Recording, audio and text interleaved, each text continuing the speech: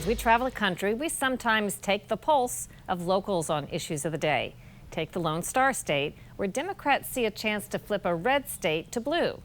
When Scott Thuman traveled there recently, he decided to ask Texans what they think of socialism.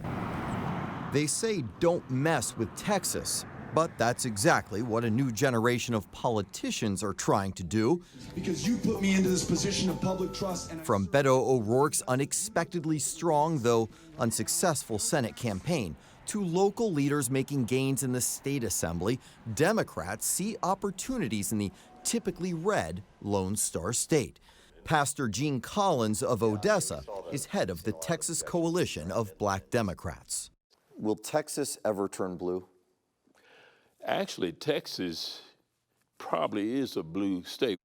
If you look at what Texans really stand for, we are probably a purple state leaning more so to blue.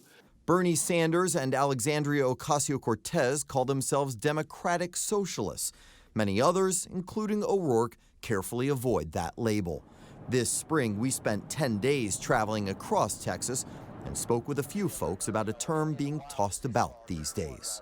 But you hear a lot of talk about socialism and all that stuff right now. Richard Cortez and his family have been farming this land outside of Waco for generations. So when you hear that talk about socialism, obviously you have you disagree with a lot of the philosophy that we're hearing from people out there that they're promoting? Right. I mean, collectivism is nothing more than what Russia used to call the collectives. That's what they called them, and they never were successful. They never fed their own people. Even when the Pilgrims first came to America, the first thing they did was they said, we're going to put all the food in the deal. They like starved to death the first year until they figured out you go out there and raise, and what you got is yours, and you can sell it to somebody else. We figured that out a long time ago. And we're the only country in the world that does that and promotes that and makes it work. You wouldn't expect a member of the state's most famous political family to disagree with that sentiment. But State Land Commissioner George P. Bush admits the other side has made gains. Would socialism, or at least that version of it that's out there right now, would that ever take hold in Texas?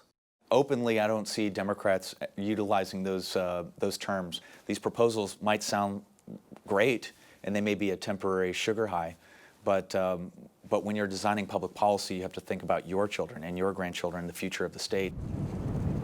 So in this state where workers are called roughnecks and cowboys still ride the range, the political handwriting on the wall is not too subtle for any future for socialism in Texas, at least for now.